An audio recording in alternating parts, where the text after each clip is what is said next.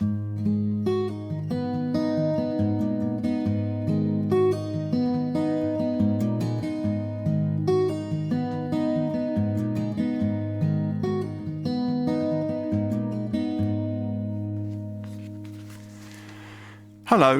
and welcome to Sideways.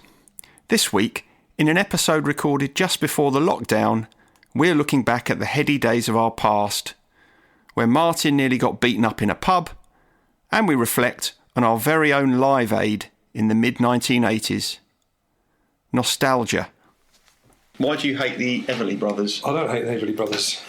I just don't particularly like that Dreams song. I was going to sing a bit then, but which Everly Brothers song do you like? I can't remember. You got me on the hop, Everly Brothers wise. Yeah.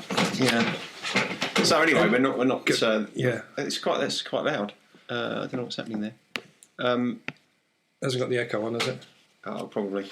So, we're not talking about the Everly Brothers this week, then? No, we're not. No. I don't know. We even just wanted to bring that up, to be honest. But, we shouldn't.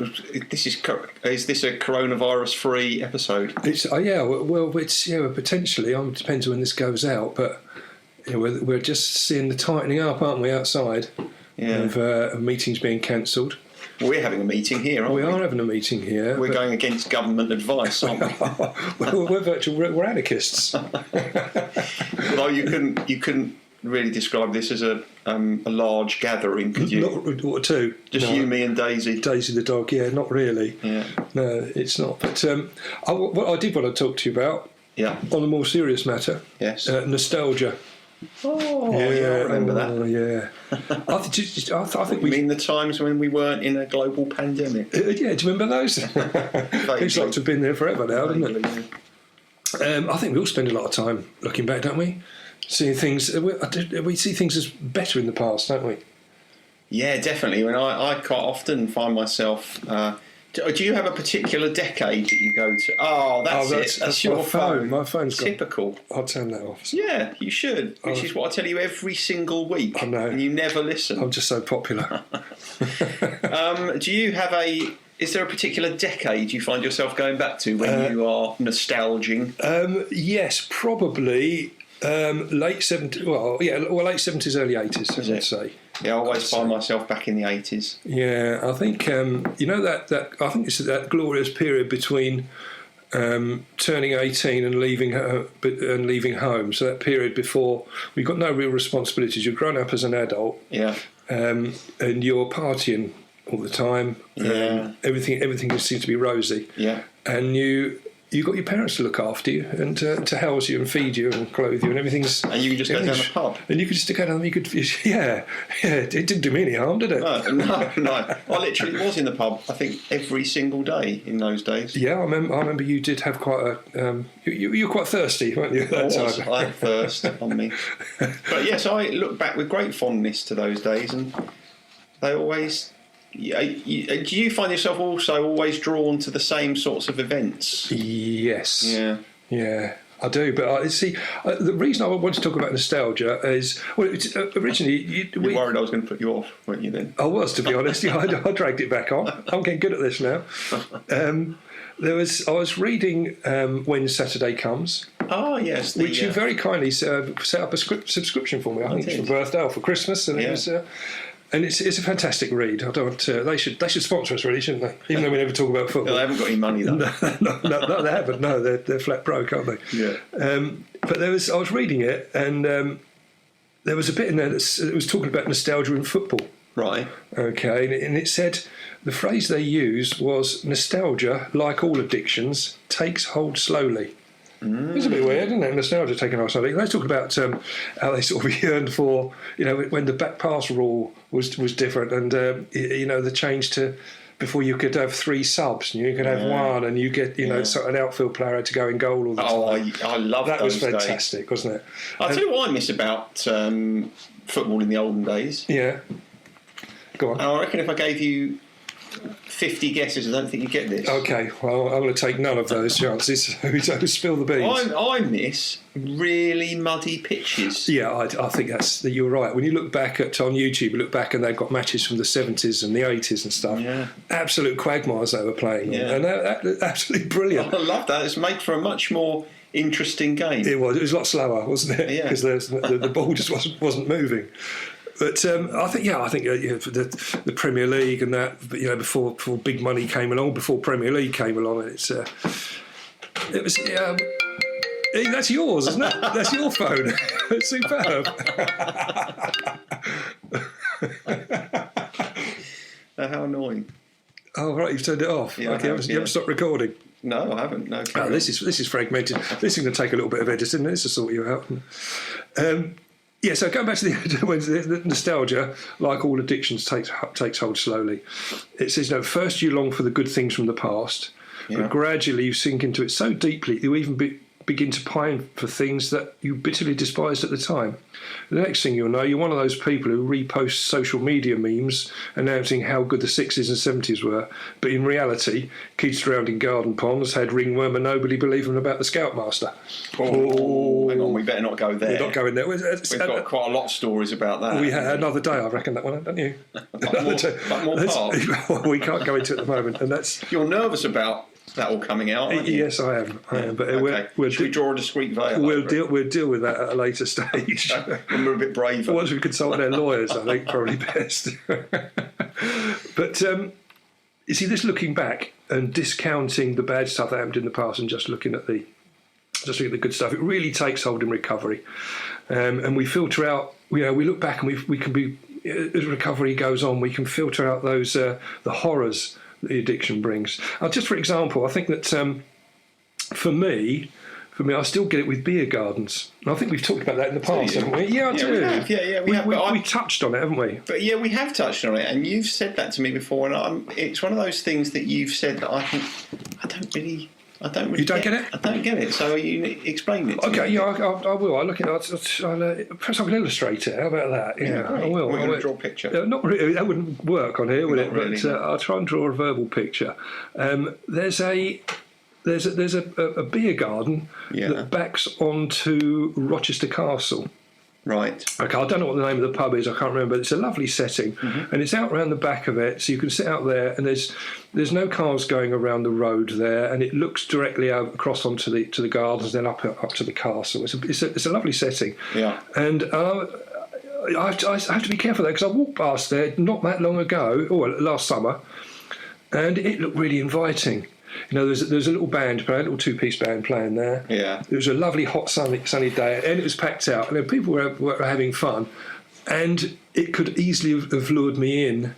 I say it could have easily, it wouldn't have lured me in, but I can see the attraction, and it's still now in the back of my mind. Makes me think, oh, that looks really good. Now, that is the rose-tinted colour spectacled look back at those, really, because I know in reality my relationship with beer gardens was horrendous, really. Was it? Yeah, it was. Well, I spent a lot of time in them, and it wouldn't be having a couple of quiet drinks and listening to a nice band and toddling off into the warm sunset. Yeah. I'd be drinking till I'd sort of fall out or fall under the under the chair and have to be dragged out under the sunshade. Yeah. I'm actually quite surprised that you spent so much time in beer gardens because I would have thought that it was too far away from the bar for you.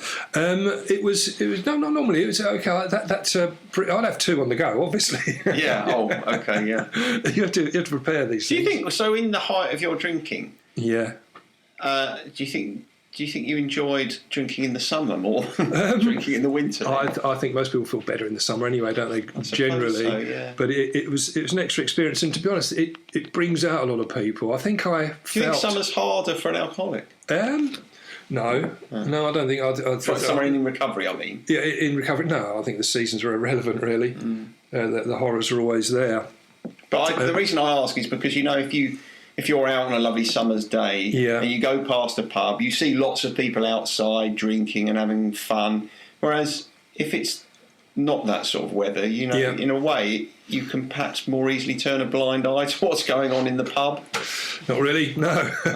You need to drink 24/7 anyway, so it doesn't really matter. I think there was a certain... I felt if everyone... if everyone is outside drinking, I could quite easily just slide in there and be fairly anonymous, really. Yeah. Alone with my drinking. I think my relationship with beer gardens was probably at its worst when. Do you remember? I've talked about it before. I had a couple of sort of breakdowns, and I disappeared off. We've touched on places beginning with W. We touched on that on another episode. Yeah. Well, I spent a lot of time when I ran away in beer gardens. And there's a strange feeling at first. I thought, do you know what, I'm experiencing a bit of freedom. Freedom from my, for the horrors of my life at that time, what was going on around me. I felt I had a bit of freedom, but in reality, I was bloody miserable. I'll tell you that, it's very interesting that, because I was just having a conversation with a client just this week about how when you're feeling a kind of visceral emotional pain, quite often there's a very strong desire to get outside. As if being outside, as if getting outside of your house in some way, in and of itself, will soothe the pain, which is kind of what you're talking about. Yeah, I can understand that. Yeah. I really can. Yeah. So I don't think that feeling is. I don't think that's just an addict's, an alcoholic's feeling. I think that's something about us trying to get away from a very significant pain that we're feeling. Yeah, I think so. I mean, when I ran away, again, that was really just to give me a break from what was going on around me.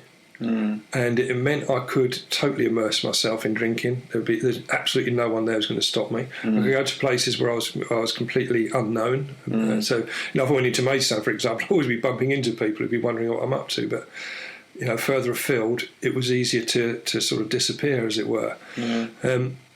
But I remember sitting in these beer gardens and thinking after a couple of drinks, this isn't really doing it. I couldn't stop thinking about the worries I'd put on hold, as it were. So I thought I was putting the worries behind me and immersing myself in my drug of choice. But these horrible nagging feelings would still come back, which is why I couldn't run away forever. Yeah, you can't run away from yourself. You can't, no. And I remember watching a video of Russell Brand, right, and he was watching a video of himself taking heroin. It was in a dirty old flat, and it was a pretty horrible thing to watch as he sort of cooked up and prepared himself. And he said, looking back on that, he had a pang of nostalgia for the person and the behaviour in the video. So that's kind of like your point that you were making earlier about looking back on the past with rose-tinted spectacles, but not thinking of actually how miserable you were at the time. Yeah, exactly. Because I can remember when I think back to the 80s, and I always look upon that time with great fondness. I was actually pretty miserable for a lot of the 80s. Yeah, it was quite hard. I thought it was quite hard. I mean, I think that's quite a hard time of your life anyway. Your 20s, quite often. Trying to make sense of yourself and who you are. It's quite a narcissistic time, but I'm not sure I navigated it terribly successfully. Oh, well, I suppose history would show that you've done all right. It didn't hold you back too much, did it? It is. I think that I just feel I've got to be careful about what I remember. I've got to be careful about how I interpret those events. It's about 10 years you don't remember at all. Well, exactly. There's a big old blank spot in there. But going back to that Russell Brand situation. He filtered out the bad bits from his memory, even though he's looking at a video of him actually doing it, which is a very vivid memory, because we look back and it's fragmented. And he had an actual, a 2 or 3 minute video of himself doing that. When we look back at it, life was just very fragmented, just a few seconds of memory, don't we?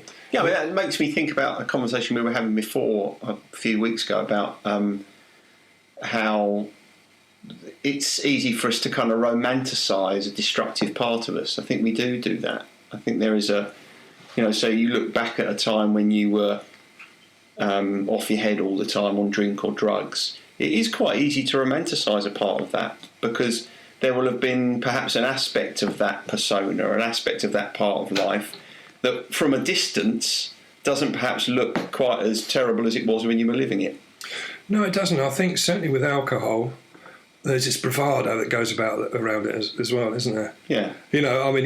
People think about or talk about their mates. Oh, he can hold his drink, as if it's something really good to be able to do. Yeah. When in reality, people used to say that about me, and I was sort of proud of it. But it was really just hiding the fact that it was putting a gently positive spin or gentle positive spin on what was becoming an increasing problem for me. But so many of our stories, so many of the stories we remember from our past are drink related, aren't they? They are, yeah. So many of them actually are also about friends that were absolutely off their heads. I mean, people falling asleep in their curries, or that's it. Yeah, and we see that as funny, don't we? Yeah. Well, it was funny at the time. Yeah. It's still funny, but if that particular person went on to develop a drink problem as I did, it was a bit of an illustration of what's likely to be happening in the future to that point. Right. I mean, I always used to find it funny when you used to just disappear without saying goodbye, as we've discussed before. But we have. Actually, that wasn't a terribly, that wasn't a good indication, was it? No, it wasn't. It wasn't a sign that everything was well. It wasn't normal behaviour, was it? Let's put it that way. No, it wasn't normal behaviour. I think we do completely forget the latter stages and the carnage of what our addiction has brought. We remember the good parts about our drinking, or the parts of it before it became a real problem. But it can turn out to be, it can be a major cause of relapse. If we look back and we filter out this bad stuff, I've seen it happen so often that people then think, well, perhaps it wasn't so bad after all. Right. And I think that's a real problem. And I know it is, because I have to pull myself back from doing exactly that. Mm-hmm. And having spoken to lots of other people, they say they have to do exactly the same. So what happens there? You kind of look back at your drinking past. Yes. You think about the friends or the experiences you had, and you disconnect yourself from the kind of loss of control, the destructive aspects of that behaviour, and then you kind of say to yourself, actually, I could have all that good stuff without all the bad stuff. Is that what you tell yourself? Yeah, you do. Yeah, very much. You think that, especially if you think you've been, clean and off the drink for some time, you think, I'm probably all right now, to go back and see if it's going to be all right, because it wasn't so bad in the old days. It gets the bad shit. It leaves your memory conveniently, and so it's sort of wise to, I find, going to groups and reminding myself when I see other people's behaviour, which reminds me of myself when I was at that stage. It keeps me on track. Do you ever find anybody in recovery who does express a nostalgia for their old addicted self? Not really, no. Not the destructive part. Okay, but what do you mean? A kind of a loss of that part of themselves that they recognise was very destructive and probably caused them a lot of pain. But actually, there's something about it that they miss. Comfortable. Going back to that comfort thing, I suppose. Yes, but not really. I don't think everyone that comes into recovery, we've said before, changes. Yeah. After a period of sobriety, you change as a person, and you look back. One of the things that makes us relapse is looking back and seeing the past as good, but also one of the problems is looking back and then re-beating yourself up for the things that were bad. Yeah. And so it's normally around the carnage we've caused others. Yeah. So we don't. If we dwell on those too long, again, we can sort of fall into self-pity and want to hide from those horrible emotions that are starting to resurface. But it's part of the process, the healing process, isn't it? Really. It is, opening up those boxes and definitely. But does that mean then that when you look back at your past, even when I ask this question, it sounds a bit ridiculous. But does it mean that you don't allow yourself to think fondly about any past memory and experience that involve drink? No, it doesn't really. I don't. I think we had quite a lot of them. we did, and I just going back to the old John Cooper Clarke analogy, where it seems to be in three stages with drink and drugs. First it's fun, then it isn't, and then it's hell. Yeah. And so the memories of the good memories you had are right at that beginning part, aren't they? Yeah. And for me, that's so long ago now. Yeah. Because it became a problem, then it became hell. Spread over several years. So to go back to that time where it was actually a handleable pastime, I've got to go back an awful long way, and I can't really remember a great deal of that. Yeah. It's always been an issue to me, It's interesting because then, so when I think back to memories that I have of you and I, when we were drinking, my kind of fondness for that memory might be completely different from the experience you have when you think about it. I mean, I almost feel like you've had an affair. What with that? You've kind of erased our entire history. I went behind your back and had an affair with some alcohol. Well, no, but you know how. Well, you probably don't know this because why would you? But I've many times had conversations with people where their partner has had an affair and they feel as if their entire relationship is then just a sham. Yeah. Oh, So I get what you're saying now. I feel as if our relationship with drink is a sham because, when I was enjoying spiralling around a snooker table in the 147 club at 11:30 at night, you were actually in some sort of private hell. Well, I was starting to get there, wasn't I? Yeah, wasn't. You probably were, yeah. I think I was just hoping and praying you'd get a half decent break so I could go to the bar. It never happened. We couldn't remember the day after who'd won, could we? No, yeah, yes. Yeah, I can remember us not remembering. It's a bit of a weird dichotomy, that weird one. But it does, I mean, when this comes up in group and people say, I had this real urge that perhaps things weren't so bad after all and, perhaps one drink could be all right or, I could have a couple of drinks and then stop again. And we always remind them to use the running the video forwards rule, so you can say, remember where it did take you. Look back and see where that one drink took you in the past. Yeah. And because it reminds you when you run that video forward as to where one drink or one line or one crack pipe will take you, and it's not a nice place. No. But I just want to. I want to do a little analogy here, all right? Just to draw a little anecdote. Feel free. It's a little anecdote, if you like, because I think it's quite important. Again, looking back, do you remember the Rock Against Racism gigs? They were around sort of the late 70s, really, when the National Front were rampant, weren't they? And there was extreme right-wing people flying about. And I remember going up to a village hall. It was in East Farley Village Hall. Just a sort of place for a Rock Against Racism gig. It was a Rock Against Racism gig, all right? And there was. I really enjoyed the build-up to go in there. There's a load of my mates going up, and there's a load of people that I knew going up there. There was quite a load of people meeting up. And there's a couple. I think there was 3 bands that were due to play, and I really wanted to see them. I remember the first band started playing, and I was really getting into it. It was really nice, and suddenly the doors burst open, and this army of skinheads turned up. Right. All right, and they indiscriminately just started beating people up and robbing anyone that had weed or drugs on them. Yeah, and that. It completely destroyed the moment, obviously, because everyone sort of rushed out of the hall. Those that could drag themselves out that weren't beaten to a pulp, and to try to escape. And I remind myself that a return to drinking would be like that. My first drink would be quite great, which was sort of illustrated by the first band coming on. But the next 2 or 3 equivalent to that gang of skinheads turning up. Oh, so vodka is like a gang of skinheads. Yes, it is. Yeah, very much so. And I remember how frightened I was at the time when that was all going on. Did you get away? I got a glancing blow as I was sort of leaving the door.